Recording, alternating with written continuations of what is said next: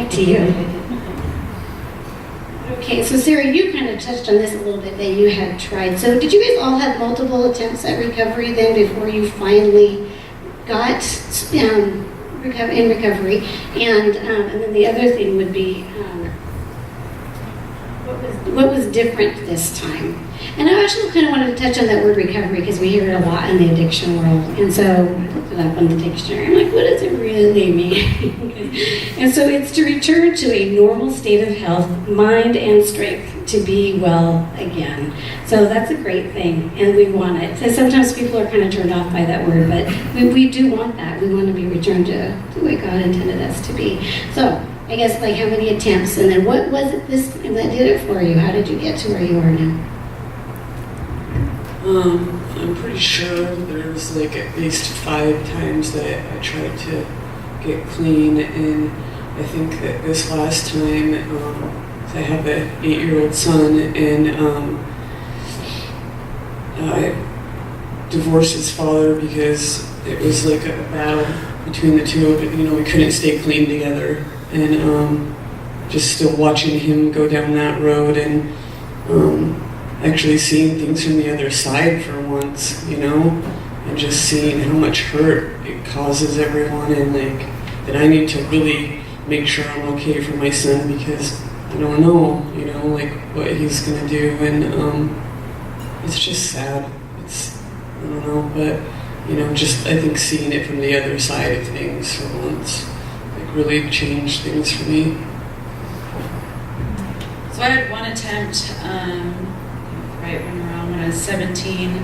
I had gone through a really hard run out on the streets and had a traumatic experience happen, and I ran back to my mom's house and I told her that I was using drugs and I wanted to get clean, or I wanted to stop and I needed help, and she said, okay, we'll figure it out. And I got to stay at her house. I moved back into her house, and then that was it. There was no, I didn't know what recovery was. I didn't know how to go into a 12-step meeting and reach out to people. I didn't know anything about that. And so it only lasted for like 3 months maybe, and I went right back out and started using again. And then my second little sobriety date time was I had found out I was pregnant when I was 6 months along, and I got clean and sober the remaining time of my pregnancy.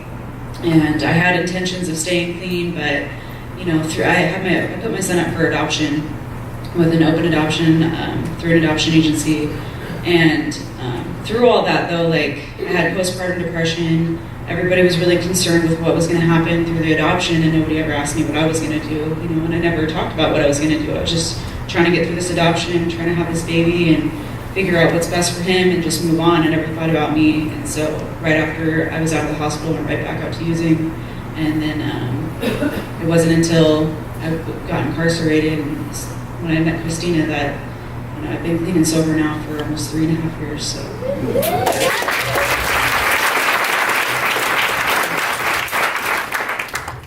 So I only have, like, I guess all the before the opiates, none of that was, you know, treatment worthy, because it was just partying here and there, and the rest of it was legal. It was alcohol, or you know, pot really isn't that bad.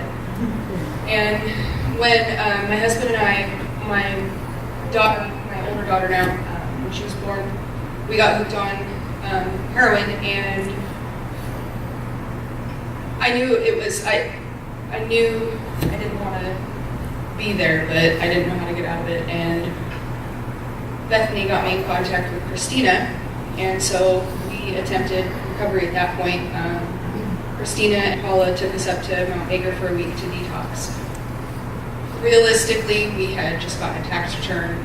We got back, and it was no time before we were back on it, because we didn't have anything set up to succeed.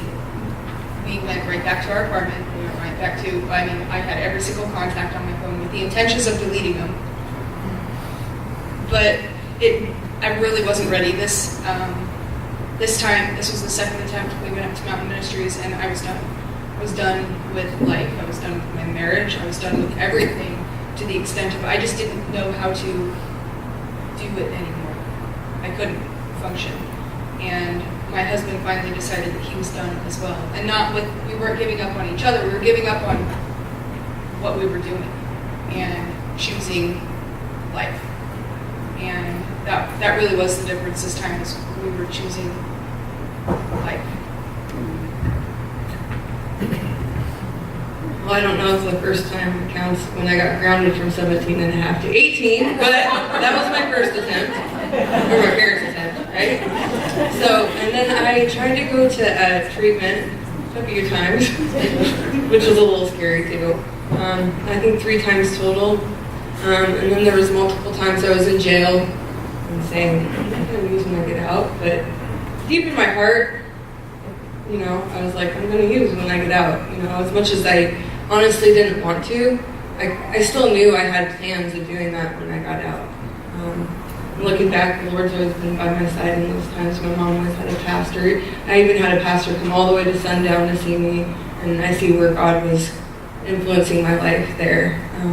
What was the final decision on me is just surrendering fully to God, but one of the attempts wasn't necessarily escaping drugs, but escaping an abusive relationship. And I happened to leave. My mom came and picked me up, and I got to eat dinner with my grandma. And I didn't spend very much time with her because I was out running amok. She passed away the next day. And I remember God showing me I'm missing out on those opportunities with my family. You know, I'm missing out on these things. What a blessing it was to spend those last, hours with her. But I didn't want to keep going down that road. And so I remember in that, going back to Spokane, God also said, humble yourself, go back, because pride was getting in the way all the time. But I just didn't want to miss out on those moments with my family. So